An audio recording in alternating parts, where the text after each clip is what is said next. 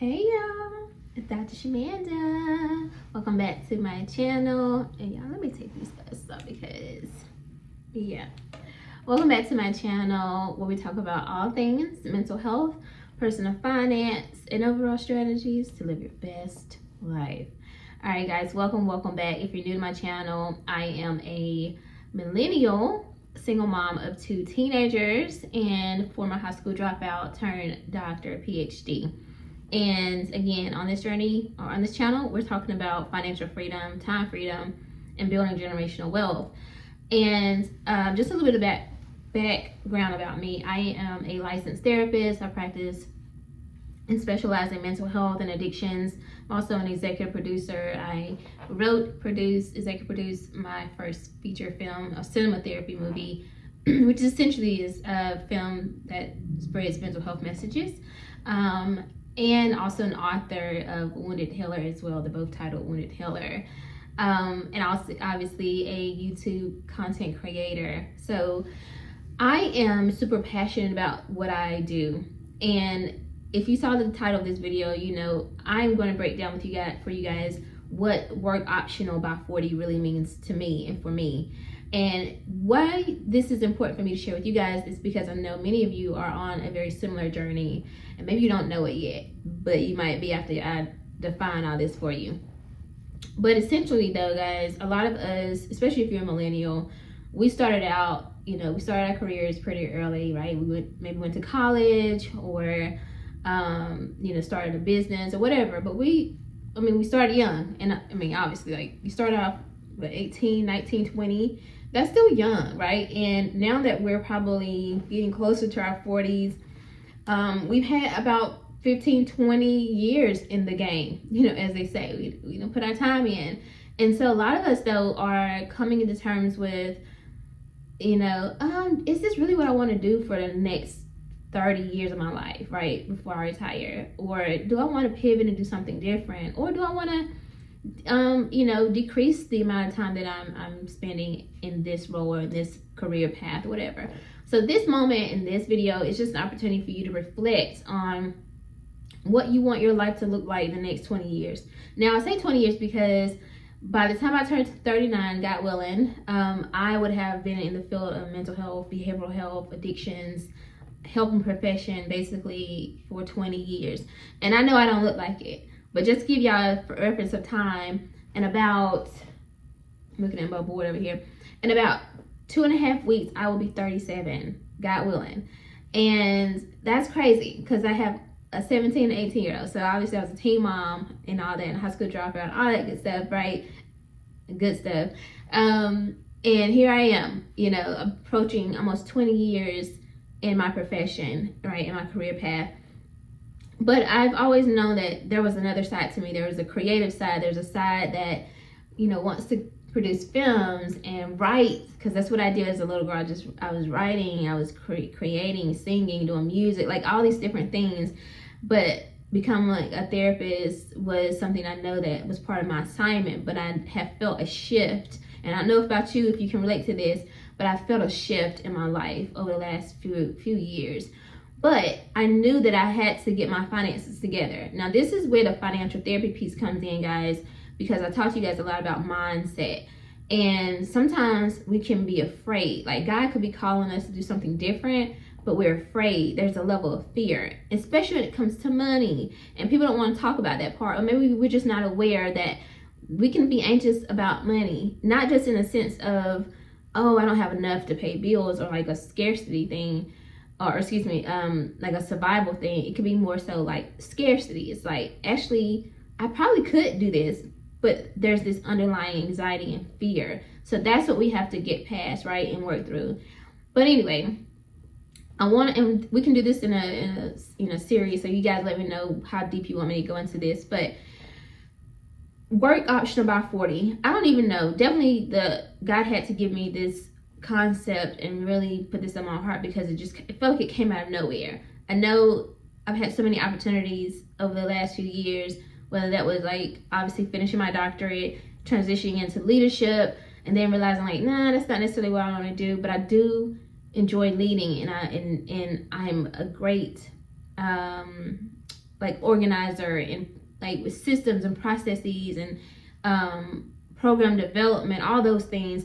And then I realized like, oh, you're tapping into the stuff that you like to do as an entrepreneur, as a CEO, as a, you know, someone who owns their own business or runs their own company, and you're trying to do that for somebody else, and that's not gonna work. So I stepped down and decided to just, you know, work strictly as a provider, as a therapist, and provide direct care. But that desire is still in me, and so I get to do that though, and with my production company, filming content, scheduling these things out, and of course, you know, things like that. And so, and soon, you know, joining a private practice and things like that. So that's how I can kind of get that. But I want to tell you guys more about what work optional by 40 means to me. So some people think that means that, you know, you're retiring early, or you're not gonna do anything at all, right? You're just gonna kind of just sit at home. You got some money, and now you just sitting at home and chilling. But that's not what it means to me. You know, for me, that means something different. So I want to break down the 5 core reasons why I desire work to be work optional by 40. And again, I will be, God willing, 37 in about 2.5 weeks. So I have 3 years to reach my goals. And if you want to know what my goals are, my financial goals, definitely check out my playlist. It's called, I think it's something work optional by 40. So check that out, and you'll see the milestones that I'm working toward to reach this goal. All right, so the first one is freedom from necessity. So basically being able to choose whether I want to work or not. Like, really. So not working for a job or at a job because I need the money. Like, I don't want to do that. And why do we need money? Okay, let's really break that down for a second. Seriously. We need money because we either are in debt, and obviously we like need to pay for our basic expenses. Maybe we're trying to save or invest for retirement, or maybe you're trying to invest in a business, whatever. For some reason, there's like a future thing that we need, or something we need in the present. So at the end of the day though, if you have your money already together, like, again, check out my list, you'll see how I kind of covered all these things. If I have money set aside in my freedom fund, then, or emergencies, y'all don't like to use that word, but like, technically I'm covered with that, and I just have to replenish it as needed. If I already have hit my investment goal, or enough to cover me once, like basically putting enough in there so it'll grow from that point on until it is retirement time, a full retirement time, then I'm good, right? If I've already paid off all my debts, I don't need a lot of money, because all I need to do is cover my day-to-day expenses or month-to-month expenses. So being work optional though means that I have the freedom from that money piece, that piece that forces us to have to work because we need it to survive. The second one is time autonomy. Y'all know in my introduction, I'm always talking about financial freedom, time freedom, and building generational wealth. I don't play about that time freedom piece. It's something about being able to get up every day and just live your life. Just live. Like, maybe you don't want to get up and go and get dressed and go sit in the office all day. You know what I'm saying? Maybe you don't want to go sit in your own home office. I'm in my home office right now. Maybe you want to go to the gym. Maybe you want to go volunteer at hospice or something, right? Maybe you want to go, if you have younger children, maybe you want to go on your child's field trip with them to the zoo and go pet some pigs or something. I don't know, right? Like, maybe you want to travel with your husband or your wife, whoever it is, right? And on a business trip or something, and be their personal assistant for the day. I mean, you know what I'm saying? Like, there's so many different things that you could do if you have your money together. And so for me, I want that time autonomy. So it may not mean that like, oh, I'm going to be doing this stuff every day, but like at least a few days out of the week, not just weekends, I could just schedule my day however I want it. It can be very flexible, but it's my time. If you think about that, y'all, our time doesn't even really belong to us anymore. Like, we're working because we have to pay our bills and pay off debt and all that stuff. Like, that's crazy to me. I can't even think too deep about that, because then I'm like, oh no, I'm good. I did not ask for this. And I know a lot of millennials, Gen Zs feel it, and I'm here to validate your feeling. You are not crazy. Like, that is a weird concept, really, if you think about it. Like, you really don't even have a choice. Technically, it's taken away from you. You have to go work and do something, or spend your time somewhere else, or doing whatever, because your money's not right. You don't have your money together yet. But once you become work optional, then again, you can choose. So for me, it's like, okay, do I want to work part-time? Do I want to work PRN? Because at this point, I know exactly how much I need just to cover my basic expenses, which is all I would need, because debt paid off, investment accounts funded, savings account funded. You know what I'm saying? So now I'm just covering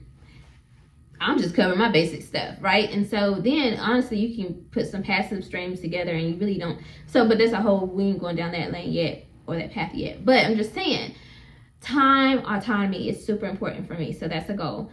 Now, creative and purpose-driven work. So y'all know, I told y'all, I'm a creative at heart.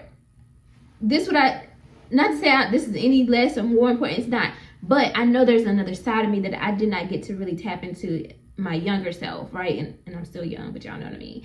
And I just genuinely want to do that as I cross over to my 40s. Like, I really want to focus on more writing, more like being on set. I love being on set of filming my movie Wounded Healer, which again, not shameless plug, is playing for free on Tubi. So check it out. You can watch it as many times as possible, share it with a friend, whatever. But I want to write more books. I want to film content. I want to do, financial coaching, helping people put budgets together and work, and even financial therapy, work through some of their mindset challenges and anxiety around money. Like, that's the stuff I really want to be able to do. And obviously, like, volunteering and doing things like that, like, there's just so much in me, and I'm excited about that. And being able to do more of those things, not necessarily just, I can only do those on the early mornings before work, or in the evenings after work, or on the weekends, or you know what I'm saying? Like, being able to fill my days with those things, right? The fourth one is, of course, financial security and flexibility. There's nothing like, I'm just gonna just say it, like, I ain't about to hold y'all. Having FU money, y'all know. If you can stand with whatever you wanted to stand for, I'm not gonna say it here, but it's something about FU money. Because at the end of the day, when you got FU money, you can walk out of whatever you doing because you want to, because it does not align with me. No, thank you. And honestly, y'all, I got a little taste of that right now, and it just hit different. I'm telling you right now, because if somebody even look at me the wrong way, I'll be like, you know what? I just don't think this is a good fit for me. And I wouldn't feel no kind of way. And I honestly, it's kind of scary to be there, to be in that position, because it's like, I probably should, you know what I mean, be a little bit more like, oh my God, but I'm not. And I don't know, and I've never felt that way before, because I've always been anxious, but I'm not. I don't care. I don't know. You know what I'm saying? I'm still working through with all that. But as I continue and I really get my accounts and everything where I need it to be, oh no, baby. That financial security just gives you a level of true freedom, y'all, to be who you are, genuinely who you are. You don't have to cower and buckle to anybody and the way they treat you or mistreat you or anything like that. And of course, it gives you the flexibility, right? Because you have money now that you can invest in your businesses. Like, I genuinely believe that on the other side of this, I'll do some of the stuff that I'm doing now, but I'll also be an angel investor. So I have businesses that y'all won't even know about. Nobody gonna know about. I might own a laundromat down the road that's called something that you be like, I know that's not Dr. Shamanda's business, but yeah, it is actually. Or I own a restaurant and you don't even know that's my business, but because I don't ever be there, I might just pull up sometime to eat and patronize but it's my business. I own it, or I'm a silent partner in it. Or I might invest in a friend's business, and again, nobody ever will know, but that's what I'm talking about, the financial security and the flexibility. When you have your investments, when you have your money right, you can do that. And that's what work optional means for me. It's like, I don't have to necessarily work, but my money is making me money. You know what I'm saying? That part. All right, number 5 though, last but not least, is health and mental wellness. Y'all, listen, thankfully I have had really great managers, and I still have a really great manager now in the role that I'm in now, that aren't like, oh, you got to show up today, whatever. They're not big on like, you having to request your PTO off or sick days and asking all these questions. I haven't had that situation, thank God. But if I did, that would be a problem for me, because I'm not about to sit here and do that. As someone who lives with an autoimmune disease, quite frankly, I probably should take more days off, and I'm going to start doing that moving forward. Just kind of scheduling in built in mental health days and sick days. And there's a study that shows that Gen Z millennials now are using their PTO not to go on vacation and stuff. They're using it to go as a day to stay in bed and just rest and recoup and rejuvenate. And that's sad, y'all. Like, it really is. Because for me, I don't want to have to ask. I think that's why I don't ask for days off, because there's something about the idea of having to ask somebody to be off. It just don't sit right in my spirit. Again, I'm not going to go down that rabbit hole because it just does something to me, and I'll be like, you know what, I'm done. But I can't, I'm not ready to do that yet. You know what I'm saying? We're getting there. But yes, y'all, seriously, mental and health, you have to take care of yourself. And so at the end of the day, being work optional for me means that if I don't, you know what I'm saying? If I don't want to do that today, I'm not doing that today. If I want to go sit on Netflix, on the couch and watch Netflix or binge watch a series, that's what I'm going to do. If I want to go to a Pilates class, that's what I'm about to go do. If I want to go and shop, and literally if I want to go to the grocery store and get all these like raw vegetables and try out these recipes and be in the kitchen cooking and meal prepping and doing all these things that would help me physically and mentally, that's what I'm going to do, because I have the time, and my money or lack thereof isn't dictating if I can do that or not. Like, if I want to go and get a coffee from a coffee shop that's crazy expensive and don't even make sense that you're charging this much for this latte, that's what I'm going to do, because it makes me feel good, and I feel good, and I'm excited about it, and I have the money to do it. Like, it's the little things, y'all. That's what I mean, like mental and health.